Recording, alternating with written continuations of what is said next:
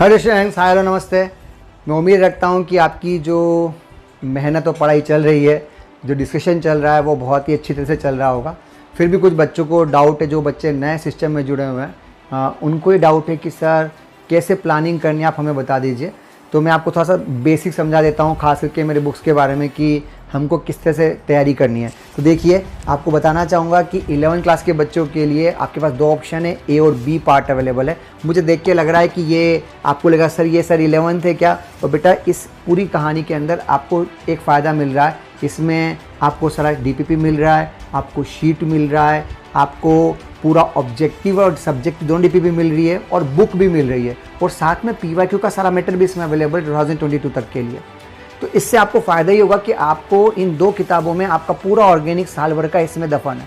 आपको के लिए दो ही मेंटेन करनी है, और तमीज़ से प्रॉपर उनके आंसर की अवेलेबल हैं। सॉल्यूशन मैं आपको यूट्यूब पे ऑलरेडी दे रहा हूँ और मैं कंटिन्यूस आगे देता रहूँगा। तो इससे आपको फ़ायदा ये होगा कि आप इन किताबों के थ्रू आप सिस्टमेटिक हो जाओगे, सिस्टमेटिक चलोगे, और प्रॉपर पता रहेगा कि पेजों के रूप में तो नहीं घूमोगे। आपका सारा मैटर इसमें अवेलेबल होने से, बाइंडिंग होने से आप एकदम सिस्टमेटिक हो गए। आपको पता रहेगा कि मैंने कितना, कब, कहाँ पे क्या किया। इरेगुलरिटी हर बार प्रिंट के लिए नहीं भागना है, ये बहुत बड़ा प्रॉब्लम होता है, बिकॉज हमें नहीं पता। पर सर हर दिन के अगर 2 से 5 मिनट भी आपके ख़राब होने प्रिंट लाने, ले जाने, निकालने में, ठीक है, कंट्रोल P करने के अंदर, तो वो भी आपका टाइम कंज्यूमिंग होता है। इससे टाइम वेस्ट करना बोलते हैं। तो जो चीज़ बहुत आसानी से अवेलेबल है, और मुझे नहीं लगता कि इतना मैटर आपको इतने कम प्राइस में अवेलेबल हो सकता है। हाँ, ये बात समझ में। आप इसकी फ़ोटो भी कॉपी भी कराओगे ना, तो भी वो इससे कॉस्टली ही पड़ेगी। तो दैट्स ए वेरी बेसिक फंडा, और मेरा एम केवल था सिस्टमेटिक होना, ताकि हम अपनी ऑनलाइन एक्टिविटी जो कि ऑलरेडी 6 से 7 घंटे हो रही है पर डे, उसके सिवाय हम नॉर्मल लाइफ भी जी सके। बिकॉज हमारी आंखें प्रॉपर 24 आवर्स के लिए ऑनलाइन के लिए नहीं बनी है, तो हमको अपनी आंखों का भी ध्यान रखना है। तो दैट्स ए वेरी इंपॉर्टेंट कि ये जो येलो बुक है वो ओनली 11th क्लास के बच्चों के लिए, या फिर ड्रॉपर बच्चे वो बच्चे हैं जिनका 11th का सिलेबस चल रहा है। मैंने इस 11th के टॉपिक के अंदर 4 टॉपिकों को स्पेशली एम्फेसाइज किया है। एक तो IUPAC पूरी ली है, सेकेंड पार्ट उनका आइसोमेंस पूरा लिया, और ऑप्टिकल भी इसमें इंक्लूड किया गया है। ऑप्टिकल का तक का पूरा मटेरियल इसमें अवेलेबल है। फिर मैंने थर्ड पे GOC पूरा लिया है, और फोर्थ पे हाइड्रोकार्बन पूरा लिया, जिसके अंदर एल्केन, एल्कीन और एल्काइन का सारा ऑप्शन अवेलेबल है। इसमें ही मैंने E1 E2 को भी ऐड करवा दिया, ताकि बच्चे का पूरा ये पार्ट तमीज़ से कंप्लीट हो। इस बहाने आपकी 11th भी कंप्लीट होगी। साथ साथ में मैंने 2 एक्स्ट्रा टॉपिक भी इसमें ऐड करवाए हैं, खास करके क्वालिटेटिव एंड क्वांटिटेटिव एनालिसिस, जिसके ऊपर जनरली मैटर बहुत कम है, आप कहीं भी डाक के देख सकते हो।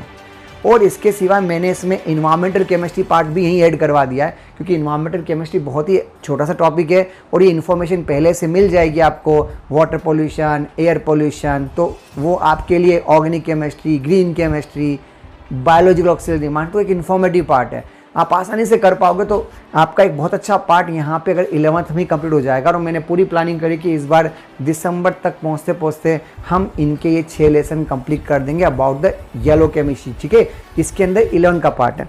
अब आते हैं हम लोग अगले मैटर के ऊपर, that's about the red book नाम, ठीक है, सोच समझ के रखा गया है। तो रेड बुक के अंदर हमारे जो मैटर अवेलेबल करवाया गया है, इसमें पूरा 12th मतलब एरोमेटिक सब्स्टिट्यूशन से लेकर शुरू किया गया है। मैंने एरोमेटिक सब्स्टिट्यूशन के अंदर फिनॉल, एनिलीन की रिएक्शन भी ऐड करवा दी है, ताकि एक साथ बहुत अच्छा टॉपिक कंप्लीट हो। प्लस मैक्सिमम नेम रिएक्शन आपके 12th के पहले टॉपिक में ही आ जाएंगी।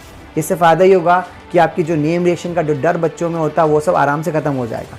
इसके अंदर भी आपको बता दूँ, हमने DPP और पूरा शीट का मटेरियल एक साथ बंच किया है, और सबसे इम्पॉर्टेंट वो सब टॉपिक वाइज है। इससे आपको प्रिपरेशन रिएक्शन का इशू नहीं रहेगा, दिमाग में पिक्चर क्लियर रहेगी, व्यू क्लियर रहेगा, क्वेश्चन से प्रॉपर क्लियर रहेंगे, और सारा मैटर एक साथ होने से आप इरेगुलर मूव नहीं करोगे। आपको एक ही बार में सब कुछ आपके हाथों में एक साथ अवेलेबल होगा, और आप कैडर देखिएगा, क्वेश्चन देखिएगा, क्वेश्चन की क्वालिटी देखिएगा, आपको रिजेंबल्स हो जाएगी कि that's a much more sufficient for mains and advance level.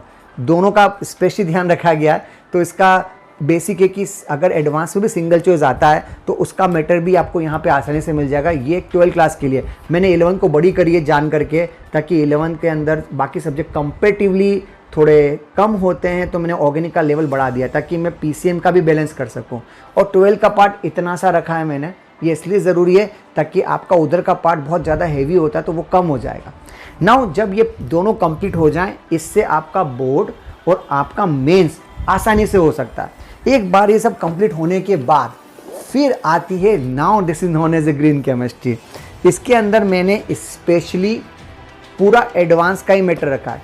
देखिए थोड़ी सी ऑफ कोर्स हेल्दी वेल्दी तो होनी है, क्योंकि इसके अंदर मैंने 11 12 दोनों को मर्ज करके उनका मल्टीपल चॉइस, पैसेज, MCQ और सारे PYQ, एक्चुअली ये सब एक साथ रखना इसलिए ज़रूरी होता है क्योंकि ये ना हर चीज़ के लिए रजिस्टर या हर बुक नहीं खोली जा सकती।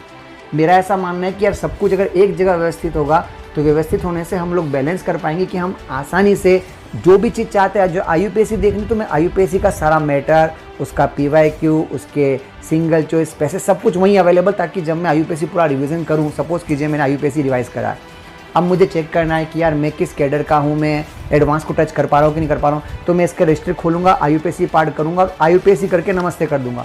इससे मुझे पता है पहली बार मैं 50-60% से ज़्यादा नहीं कर पाऊँगा, बट मुझे कॉन्फिडेंस रहेगा कि पहली रिवीजन करने पर अगर मैं यहाँ तक गेन कर सकता हूँ, तो अगर मैं इसी कहानी को 2 से 3 बार रिवीजन करूँगा तो मैं ज़रूर 100 तक क्रॉस कर सकता हूँ। आप ये चीज़ ध्यान रखो कि पहली बार जो भी चीज़ आप नहीं करते हो उसमें आप 50-60 से अच्छा नहीं कर पाओगे। अगर आपके जीवन में ये सत्य आपको पहले से पता होगा तो आपको एक्सपीरियंस रहेगा कि यार हम प्राइमरी लेवल पे इतना ही कर पाएंगे। जब आप उस पर थोड़ा और इम्फेसाइज करोगे तब वो 70-80, उसके बाद और इम्फेसाइज करोगे तब वो 90-100 तक जाती है। 3 बार रिवीजन किए बिना आप इतने बड़े वाइड सब्जेक्ट को, इतने सारे सब्जेक्टों को साथ लेके आप डील नहीं कर सकते जब आप कंपटीशन में बैठे हो। आई बात समझ में? तो इसीलिए आपको ये सब चीज़ें बैलेंस करनी पड़ेगी और तब जाके आएगा। और ये प्राइमरी लेवल है, कोशिश ना करें जल्दबाजी की, क्योंकि हो सकता है कि इसको देख के बहुत से लोग बेहोश हो जाएं या उनको लगे कि सर ये तो बहुत ज़्यादा। पर सच बता रहा हूँ, अगर आपको एडवांस में अच्छी रैंक लानी है, अगर आपको 1 या 2 डिजिट की रैंक लानी है, तो आपको इस तरह का कैडर का मटेरियल सोल्व करना पड़ेगा।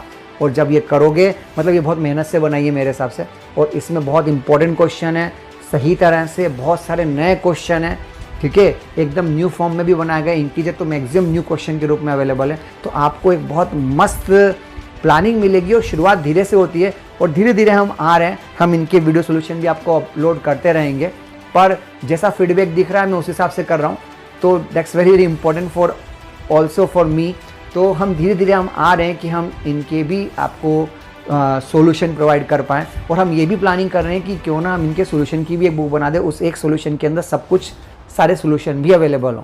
पर उसमें टाइम लगेगा क्योंकि मैटर बहुत सारा है। तो मैं उम्मीद रखता हूँ कि आपको ऑर्गेनिक केमिस्ट्री में अगर आप ये सही सलामत तरीके से ये 3 चीज़ें करते हो तो आपको कहीं कुछ देखने की एक्स्ट्रा ज़रूरत नहीं है, सब कुछ आपको यहीं पे मिल जाएगा। मैं केवल ये चाहता था कि मैंने जो एक्सपीरियंस है इतने सालों का, वो कहीं एक जगह बंद के आ जाए, ताकि बच्चा बार बार अलग अलग टॉपिकों के लिए अलग अलग जगह पे ना ढूंढे।